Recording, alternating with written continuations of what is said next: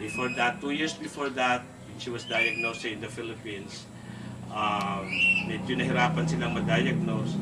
But a multiple myeloma is a rare kind of cancer. No? It affects somehow the blood also, no? And usually another damage siya yung bone.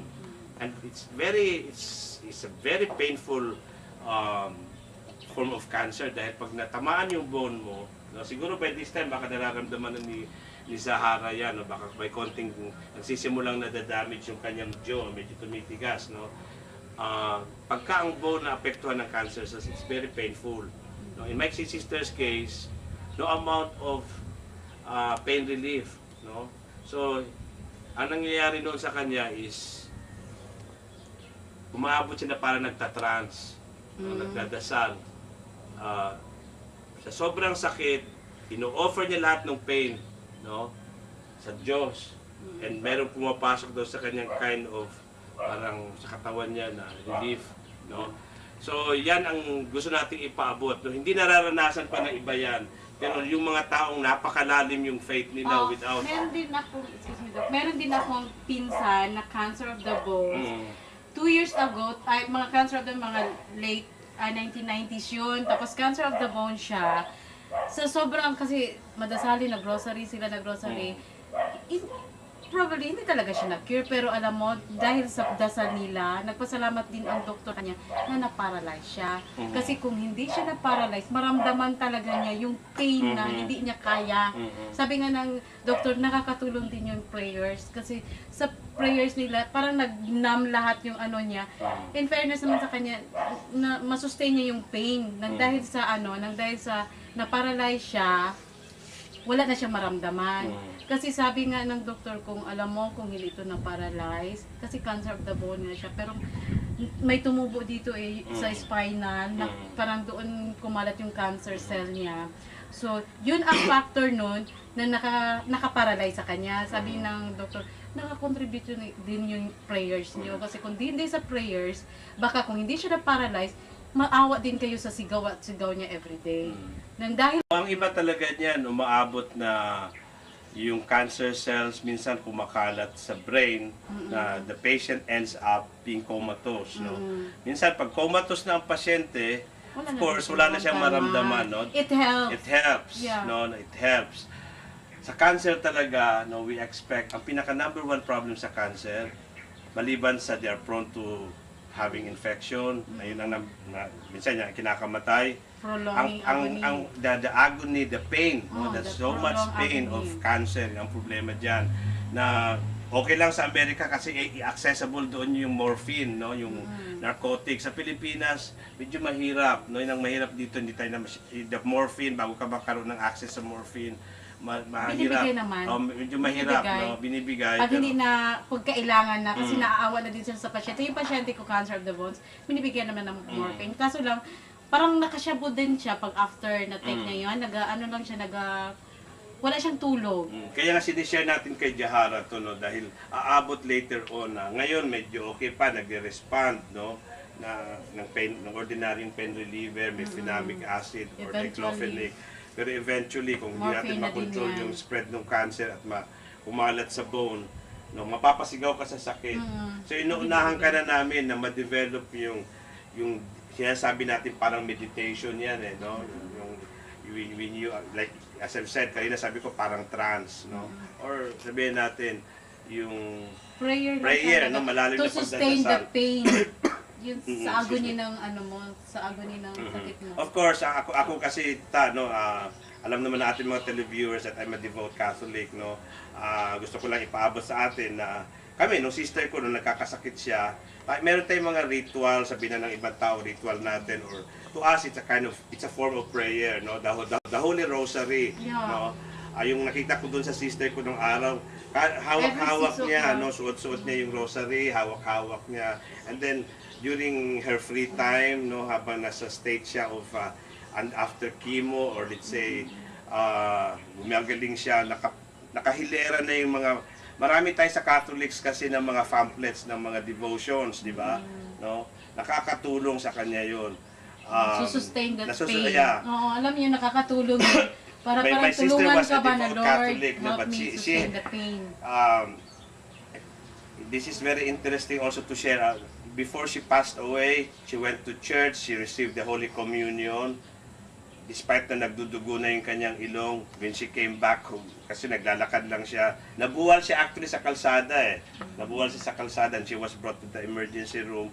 Nagkuhan pa siya, medyo nabuhay pa siya sa emergency room.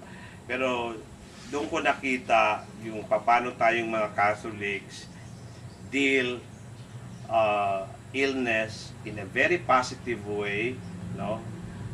I don't know, I cannot speak for any other religion, pero as Catholics, doon ko nakita na this is the right faith, especially when we deal with illness, when we deal with cancer, because meron tayong pinangahawakan. Ang isang devout Catholic, no, hindi tayo bumibigay, no? We have the rosary to cling on. We have those prayers of devotions, no? Minsan, I have heard of stories, yung sobrang faith nila, they even go to Our Lady of Lourdes, no? Ang pagbalik nila, they are healed of cancer. Ang dami, yung si Saint Peregrine, no? The patron saint of cancer, cancer patients, no? Ito mga ito, no, our belief in the saints, wala to sa ibang religion, no? Pero personally and as a medical doctor, no, nakakatutulong yung ating belief that there is such a patron saint for cancer patients. There is such a Blessed Virgin Mary as a mother, as our mother na pwede nating lapitan, no? Like any mother, di ba, pag nagkasakit tayo when we were babies, sino ba ang talagang nag-aaruga sa atin, di ba, yung ating mother, no? So ganun din, the Blessed Virgin is always there. No, we will ask for the intercession of the Blessed Virgin dahil well, once again, yung iba pwedeng hindi maniwala sa sinasabi ko, but I'm just talking through experience na in my own family, with the case of my sister who had this multiple myeloma, she went through the illness peacefully, no? She died a very peaceful death, no? Nabigay lahat ng sacraments, no? Sa ngayon, bilang Catholic, na pinag-uusapan lang natin, no, yung ating how do we prepare ourselves for death, no? We know na talaga mamamatay tayo sooner or later, no? I cannot even assure na mas mauna pa si Jahara kaysa sa akin, no? Any moment, no? So what we're trying to drive at here is we need to prepare, di ba? Ourselves for the eventuality na baka anytime mamatay tayo, not necessarily sa sakit or maybe sa accident, di ba? Especially ngayon Sunday, time for us to go back to to God, no, to receive the Holy Communion, or best to ask for forgiveness to our to confess, no, or our reconciliation. These are basic sacraments in our Catholic beliefs na pinapaniwalaan natin, no? Why do we need to confess? Ikaw, sir, bakit ba tayo nangungumpisal?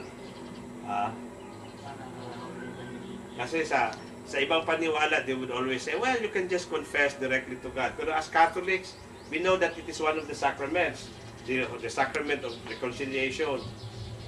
Bakit pa tayo kailangang to go to a priest, no, para mangumpisal? Ikaw why do you go to or baka siguro ilang taon ka lang hindi nangungumpisal. Anong purpose? Bilang Catholics, no, why do we kasi diyan tayo binabanatan ng ibang mga religion eh. Bakit kayo nagkukumpisan pa when you can go directly and ask for forgiveness sa Diyos? Ikaw, sir, kasi seminarista ka man. Maybe we believe that through a priest we will be absolved from our sins. Absolution, no? Pero sa akin bilang medical doctor, I can look at it, no, more than that, no, sa level ng therapy, no, it's a form of therapy because you are able to open up, no, may lalabas mo in a very private way, no, yung guilt feelings mo, because as I've said, pag nag-build up yung guilt feelings sa katawan natin, hindi natin na ilalabas. Of course, kung may kaibigan kang matalik, pwede mong kwentuhan, okay yun. But there are people, wala talaga, no, the priest is the best the best person to open up, ilabas mo yung guilt feelings mo, ma-unload ka, no? Ma-unload ka diyan, it is healthy, no? Hindi natin kailangang mag-ipon ng sobrang guilt sa katawan natin dahil later on yan magiging cancer yan eh. Magiging cancer yan. So, of course, the sacrament of reconciliation or confession, yung parang because of the powers, no, na sa priest na absolve tayo sa kasalanan. We believe in that, no? And that's true. No, that's true.